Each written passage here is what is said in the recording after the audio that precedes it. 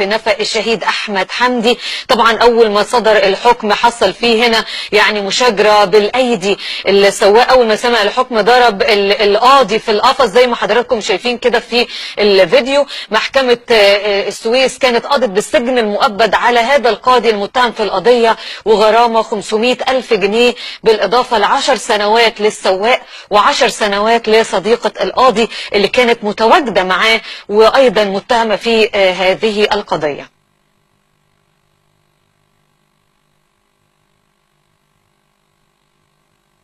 طبعا القضيه دي شغلت الراي العام لفتره طويله جدا جدا، وحتى القضيه معروفه يعني اعلاميا باسم قاضي الحشيش، لان يعني دي كانت سابقه الحقيقه ان حد يكون عضو هيئه قضائيه وبيخالف القانون بهذا الشكل الصارخ وبيعبر لمكان استراتيجي زي نفق الشهيد احمد حمدي، وكان معتقد ان الامر هيعدي يعني او هيمر مرور الكرام، لكن كان في يقظه الحقيقه على المستوى الامني وتمكنت الاجهزه الامنيه من القبض عليه، وطبعا عن طريق الكلاب البوليسيه تم اكتشاف هذه الكميه من مخدر الحشيش اللي كان بصحبه هذا القاضي. هو تحس ان هنا السواق عايز يقول له انت السبب، انت اللي دبستني، انت انت قد يكون كان مغلوب على امره لله تقريبا يعني هو ده سبب الضرب يعني في الجريمه والبنت او اللي هي الصديقه اللي كانت معاهم برضه هي اخذت برضه حكم.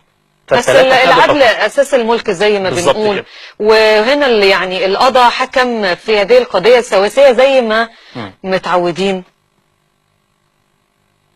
لعل ده يكون رادع سام لاي حد بيفكر ان هو يخالف القانون، وزي ما حضراتكم شفتوا دي اللقطه الابرز يعني حته المشاجره ما بين السواق وما بين القاضي اللي صدر بحقهم الحكم منذ قليل عن طريق محكمه السويس.